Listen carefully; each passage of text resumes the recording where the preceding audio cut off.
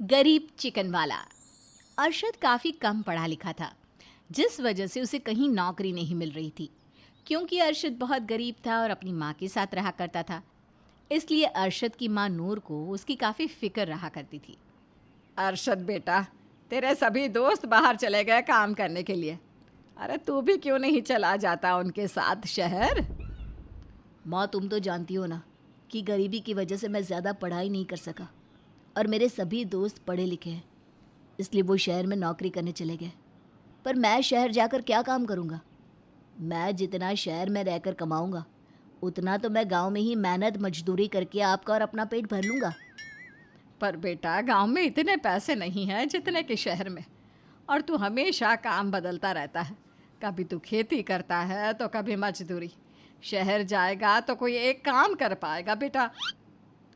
माँ, हम इस बारे में बाद में बात करेंगे। मैंने खाला से बात करी थी, उनके किसी रिश्तेदार के पास बहुत बड़ी ज़मीन है। उन्होंने मुझे वो ज़मीन किराए पर दी है खेती करने के लिए। अभी मैं वहीं जा रहा हूँ, शाम को आकर आपके लिए आपका फेवरेट चिकन बना दूंगा। इस तरह से अरशद खेत में काम करने के लिए चला जाता है और शाम को घर आते हुए अपनी अम्मी और अपने लिए कुछ चिकन खरीद लेता है और घर जाकर अपनी माँ का मन पसंदीदा चिकन बनाता है। चिकन की खुशबू इतनी ज़्यादा होती है कि उसकी पड़ोसन नूर जहाँ उसके घर आ जाती है और कहती है, अरशद बेटा, लग रहा है तुम आज फिर से चिकन बना रहे हो।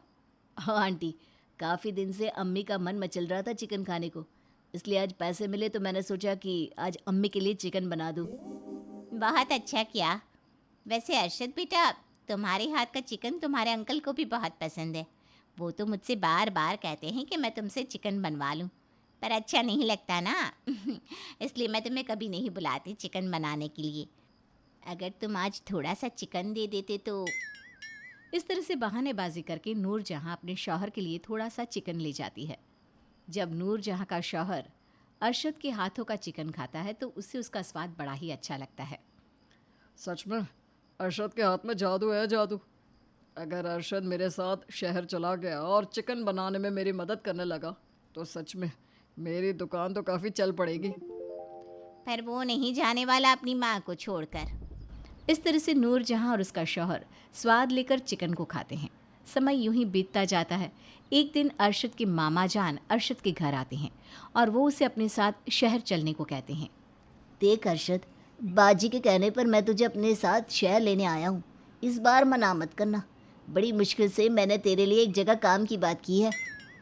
पर मामू जान, मैं अम्मी को अकेला छोड़कर शहर। अरे मुझे कुछ नहीं होगा अरशद बेटा, यहाँ पर गांव वाले हैं ना। और वैसे भी तू जब सुबह काम करने चला जाता है तो बाद में तो मैं पूरा दिन घर में अकेली ही रहती हूँ ना। अगर तू कुछ दिन शहर में जाकर काम कर लेगा तो तेरी अच्छी जगह शादी हो जाएगी और शायद हमारी गरीबी भी ख़त्म हो जाए। अब तू ही मेरा आखिरी सहारा है। अब तू भी मेरी बात नहीं मानेगा तो फिर मैं किससे अपना दुख बांटूंगी? अब ना चाहते हुए भी अरशद अपने मामू के साथ शहर चला जाता है, जहाँ एक कार मैकेनिक के पास रहकर उसका काम सीखता है। क्योंकि मालिक रात को घर चला जाता था, इसलिए उसे कोई फ़र्क नहीं पड़ता था कि अरशद दुकान बंद होने के बाद कहाँ जाता था। पर एक दिन जब कार का मालिक सुबह जल्दी दुकान पर आता है तो वो देखता है कि अरशद दुकान के बाहर ही सो रहा है। अरशद, तुम यहाँ दुकान के बाहर क्यों सो रहे हो? तुम तो अपने मामा के साथ रहते हो ना? नहीं मालिक, मैं सिर्फ अपने मामा के साथ यहाँ काम करने के लिए आया था। शहर में उनकी अपनी फैमिली है और मेरी मामी जान नहीं चाहती कि मैं उनके घर में रहूं, इसलिए मैं दुकान में ही रहता हूं और रात को दुकान के बाहर ही सो जाता हूं। अगर ऐसा है अरशद तो अब तुम्हें मेरी दुकान के बाहर रात गुजारने की ज़रूरत नहीं है। ये लो दुकान की चाबी, अब से तुम दुकान के अंदर ही रहना। इस तरह से अरशद अब दुकान में ही रहता। क्योंकि अरशद बहुत मेहनती था, इसलिए वो मैकेनिक का काम बहुत जल्दी सीख जाता है। अब अकेले ही अरशद के ऊपर पूरी दुकान की जिम्मेदारी आ गई थी।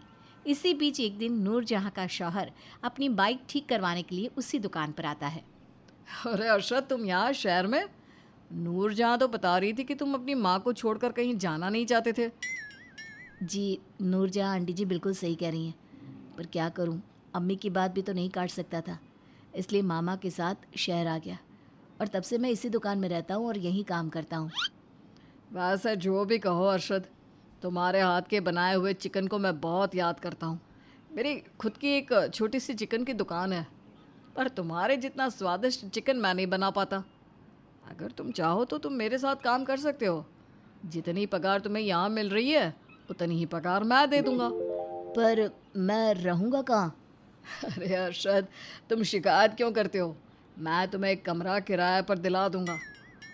ठीक है, शाम को जैसे ही मालिक आते हैं मैं उनसे इस बारे में बात कर लूँगा।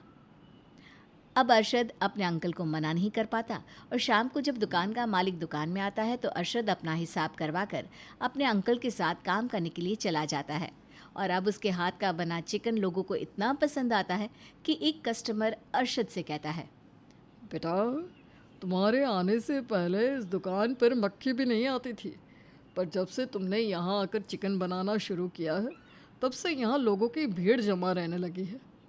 जब तुम्हारे अंदर इतना अच्छा टैलेंट है तो तुम खुद अपना चिकन बनाकर क्यों नहीं बेचते? तुम किसी और के यहाँ नौकरी क्यों कर रहे हो?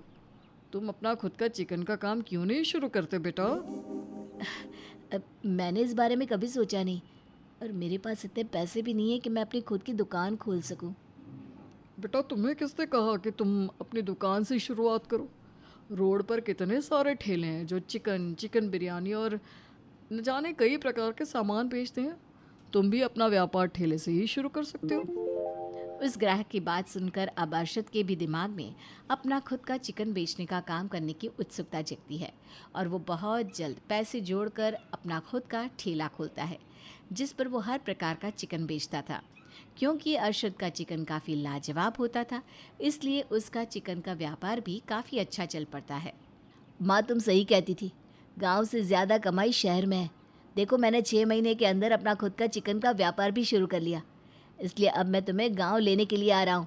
अब से हम लोग शहर में ही रहेंगे और मैं यहीं रहकर अपना चिकन बेचने का काम करूँगा। अब बहुत जल्द अरशद अपनी खुद की चिकन की दुकान खोल लेता है और अपनी माँ को भी शहर ले आता है जहाँ वो अपनी माँ के साथ शहर में रहकर अपने चिकन के व्यापार को आगे बढ़ाता है।